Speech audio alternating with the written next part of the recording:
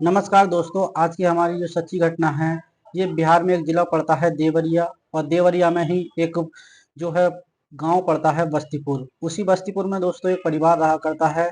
इसमें एक लड़का होता है जिसका नाम जो है सतीश होता है। अब सतीश की जो शादी है वो काजल के साथ हो जाती है। इसके परिवार में इसकी माँ होती है जिसका नाम कमला होता है। दोस्तों सतीश जो होता है अपने गांव से लगभग 20 किलोमीटर की दूरी पर एक कंपनी होती है। उस कंपनी में काम किया करता था, ऑपरेटर की पद पर जो तैनात होता है। अब जो सतीश होता है वो अच्छे खासे पैसे कमा लिया करता था उस कंपनी में काम कर कर। लेकिन इसकी जो पत्नी होती है काजल, वो जितने भी पैसा कमाया करता था उसके पैसों को यूं ही उड़ा दिया करती थी, क्योंकि जो काजल होती है उसे सजने संवरने का बहुत शौक होता है। लेकिन जो उसकी सास होती है वो कहती है तुम्हारी शादी को जो है 5 साल बीत चुके हैं, तुम्हारे पास कोई भी अपनी औलाद नहीं है और तुम इस तरीके से बांझ औरत हो। दोस्तों तरह तरह की बातें कहकर जो है जो कमला होती है अपनी बहू काजल को दोस्तों ताने दिया करती थी। अब ये ताने जब एक दिन बर्दाश्त नहीं होते हैं तो जो उसकी जो बहू होती है अपनी सास से कहती है कि तुम मुझे ही ताने देती हो, हालांकि जो कमी है तुम्हारे बेटे के अंदर, सतीश के अंदर है। क्योंकि सतीश कंपनी से जब काम कर कर घर लौटते हैं, खाना खाते हैं और खाना खाने के बाद वो सो जाते हैं, मुझे समय ही नहीं दे पाते, मेरी भावनाओं की पूर्ति नहीं कर पाते, तो बच्चे के जमीन से निकल कर आएंगे या आसमान फाड़ कर आएंगे। जब मेरे साथ कुछ होता ही नहीं, मेरे मेरे साथ वो सोते ही नहीं, तो बच्चे कहाँ से आखिर में लेकर आऊंगी।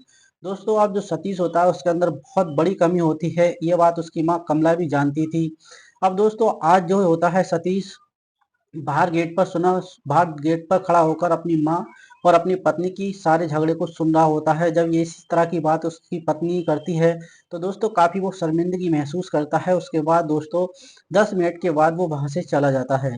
जैसे ही वो वहां से चला जाता है दोस्तों, वो तो अपनी कंपनी के लिए चला जाता है। अब जो है दोनों सास बहू लड़ती रहती है। उसके बाद दोस्तों काफी देर के बाद 15-20 मिनट का वक्त गुजर जाता है। उसके बाद एक सब्जी वाला आवाज लगाता हुआ आता है कि सब्जी ले लो, सब्जी ले लो। उसके बाद जो महिला होती है दोस्तों, इसका नाम काजल होता है, वो कहती है, बोले अगर तुम्हारी लड़ाई झगड़े खत्म हो गए तो हम सब्जी बना ले, सब्जी ले आए, मुझे पैसे दे दो और मैं सब्जी लेने जा रही हूँ।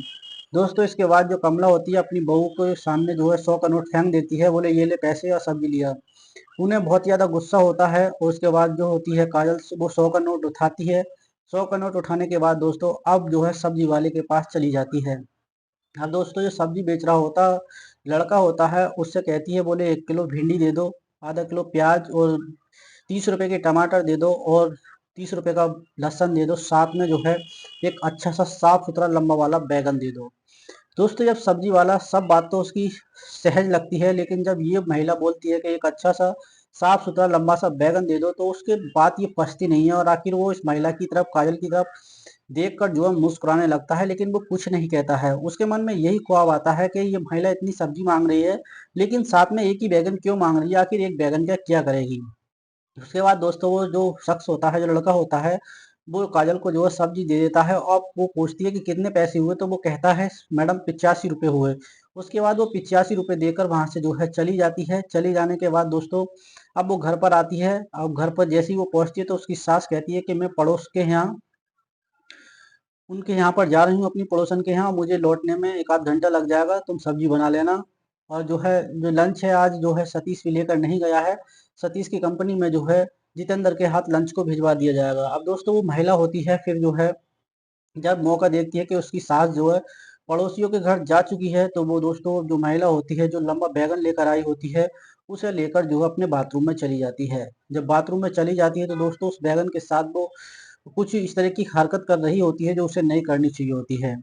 तभी दोस्तों जो उसकी सास होती है वो तुरंत आ जाती है और अपनी बहू को आवाज लगाने लगती है, लेकिन उसकी बहू ना तो कमरे में होती है ना ही रसोई में होती है। जब वो वहां पर देखती है तो बाथरूम का दरवाजा बंद होता है। दोस्तों उसकी सास को जो है कमला को बैठे हुए 15-20 मिनट का वक्त गुजर जाता है। जब 15-20 मिनट का वक्त गुजर जाता है, इधर जो है उसकी बहू जो है 20 मिनट के बाद जो है निकल कर आती है बाथरूम में के। अब दोस्तों उसकी सास को जो है शक होने लगता है कमला को कि आखिर ये जो मेरी बहू है, ये किसी ना किसी तरीके से जो वैगन खरीदती है उस वैगन का गलत इस्तेमाल करती है। तभी दोस्तों वो अपनी बहू को समझाती है कि देखो काजल, जैसा तुम कर रही हो ये एक दिन तुम्हारे लिए ही जो है नुकसानदायक होगा। तुम्हें ऐसा नहीं करना चाहिए, इस तरीके से खिलवाड़ नहीं करना चाहिए, तुम गलत रास्ते पर हो। लेकिन दोस्तों उसकी जो सास होती है जो काफी उसे समझाती है, लेकिन काजल अपनी सास की ये एक कान से बातों को सुना करती थी और दूसरी कान से सारी बातों को निकाल दिया करती थी, यानी उस पर कोई भी प्रभाव नहीं पड़ता है।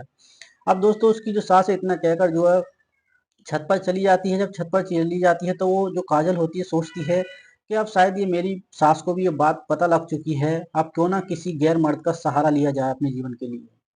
दोस्तों ये तरह की बात सोचने लगती है। फिर दूसरा दिन आ जाता है। जब दूसरा दिन आता है तो सतीश दोनों को काफी समझाता है कि तुम इस तरह के झगड़े क्यों करते हो, क्यों तुम्हें क्या झगड़े, बिना झगड़े किए तुम्हें नींद नहीं आती क्या, या खाना नहीं पचता। वो काफी ज्यादा समझाता है, लेकिन दोनों की समझ में कोई बात नहीं आती है।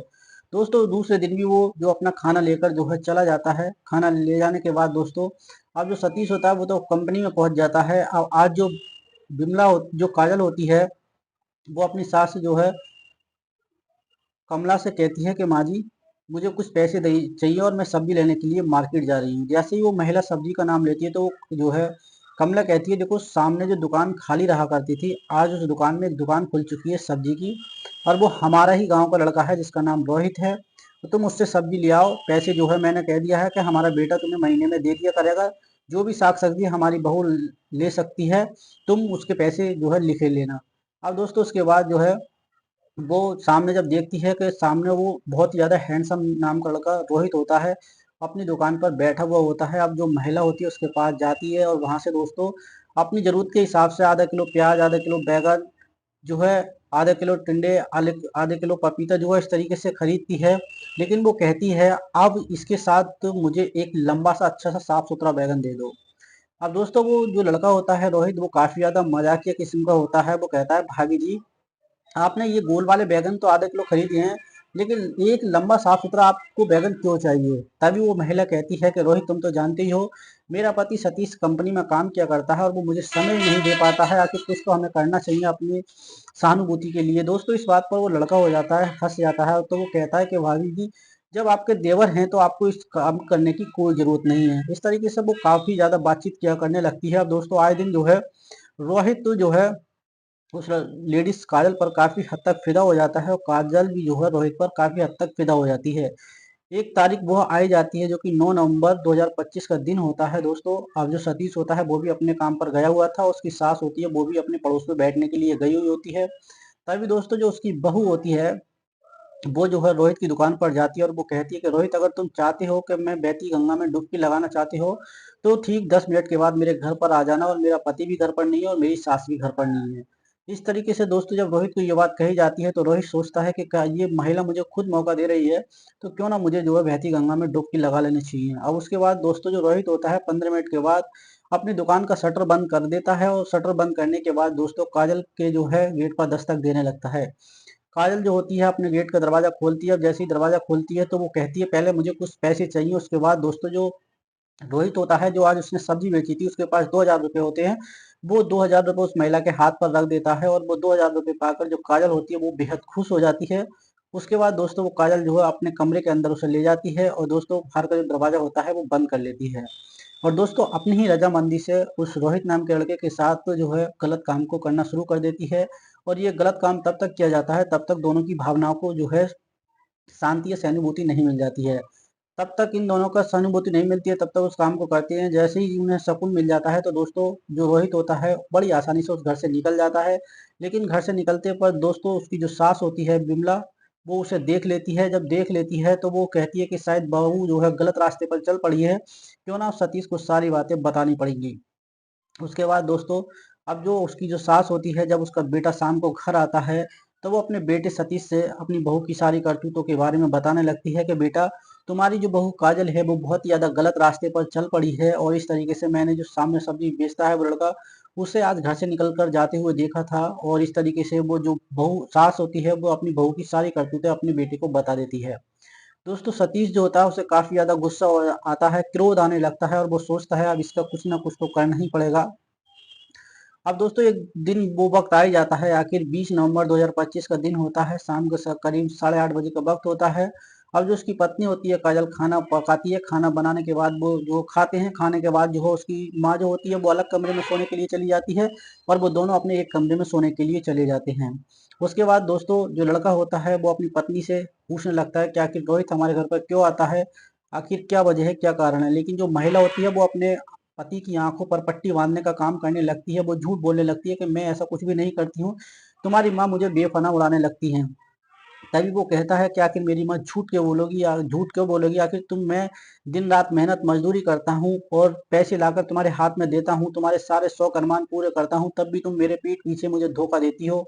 तो दोस्तों जो पत्नी होती है वो फिर भी अपना गुनाह कबूल नहीं करती है। जब गुनाह कबूल नहीं करती है तो दोस्तों हाँ लगता है ना ताव लगता है। जो सतीश को बहुत ज्यादा गुस्सा आता है। जब गुस्सा आता है तो दोस्तों जो सतीश होता है, पास में एक जो है डंडा रखा हुआ होता है, उस डंडे को उठाता है और दोस्तों वो डंडा जब मारता है तो दोस्तों उस महिला के काफी ज्यादा गंभीर चोट लग जाती है।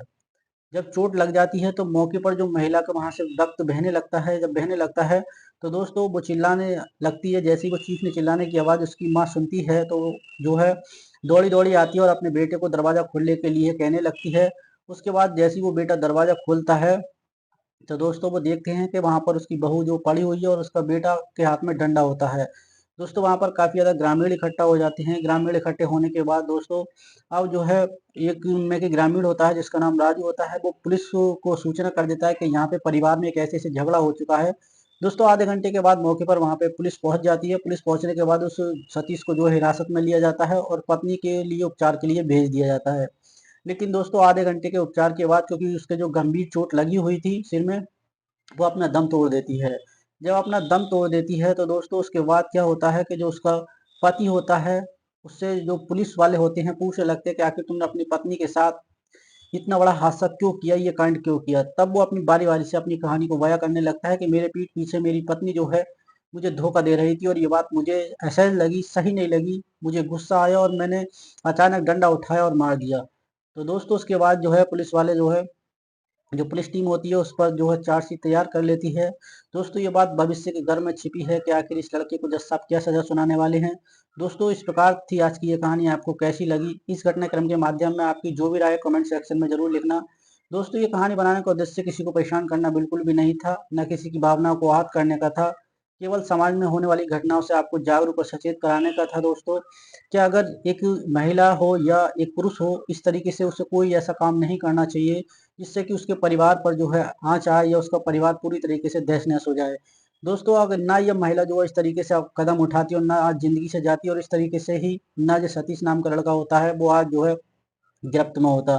तो दोस्तों आपसे आशा करते हैं कि आप अपने परिवार में खुश रहिए और अपनों के साथ रहिए और सब जो है कोई हर व्यक्ति से यही आशा है कि अपने परिवार की ज़रूरतों को समझना चाहिए और उनके लिए भी समय निकाल कर समय देना चाहिए। तो दोस्तों मिलते हैं फिर नए घटनाक्रम के साथ। इस घटनाक्रम में इतना ही, तब तक के लिए जय हिंद, वंदे मातरम।